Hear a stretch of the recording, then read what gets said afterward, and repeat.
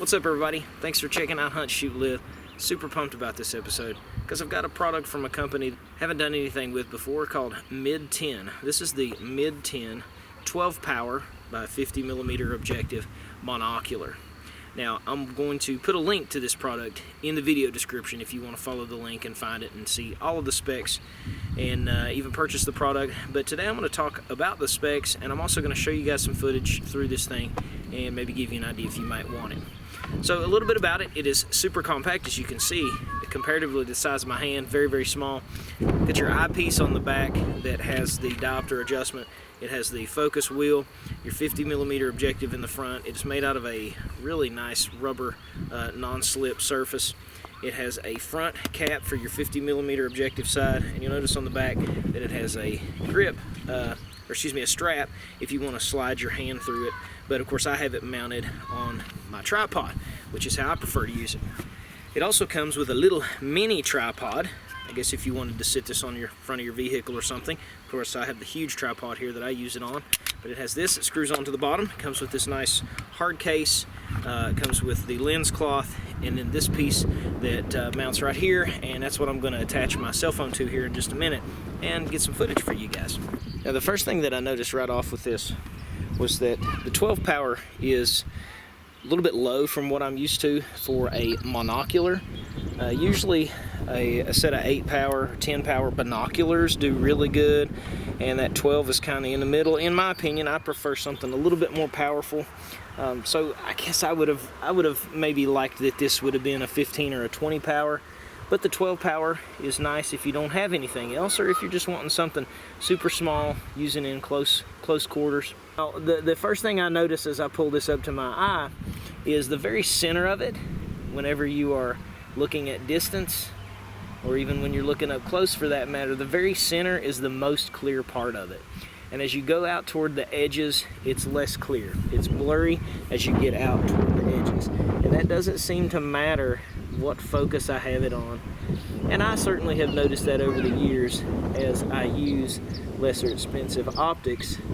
It seems like that's one of the things that goes first, is the edge-to-edge clarity seems to suffer just a bit. Now, I will say it is not terrible. It is not terrible at all. And paying attention to the focus will slide that in just nicely. And for the money, it's hard to beat. Now, as you start getting at distance, you see some of the color, some of the hues get a little weird, and then again out toward the edges, the clarity is a little questionable. But right here, you know, that house, I don't have my rangefinder, but I am confident that that home is 2,000 yards away at least, maybe further. And, you know, we could very easily see if there were people standing there, or if there were, you know, whatever was going on in the yard, we would be able to tell. So it's really nice, really crisp, clear image.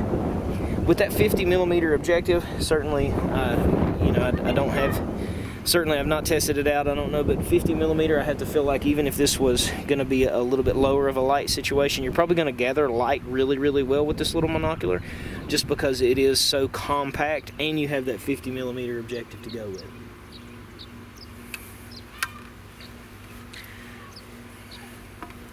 So overall, a nice little unit. I guess it depends on your purpose, you know, if you're a hunter or if you're a bird watcher, or any need, sports even, and any need that you might have to see a little bit further of a distance, and you just want something a little more compact than what binoculars are, this is certainly going to do it. There's really nothing on this that could fail. I guess if you dropped it, if you slammed it down really hard, but now it does seem to be, I'd say these parts would bounce really well. This is a hard plastic, so you know you wouldn't want to drop it. You wouldn't want to drop it at all, but you wouldn't want it to land on the top focus dial wheel, because that would probably break it. But that's, you know, all the reason to carry it in the nice carrying case that they provide, which it is a really nice, soft on the outside, but a hard shelled carry case. So you know, will I use this? I will probably leave this at our shooting range at my house, because it worked pretty well out to that 100-yard mark.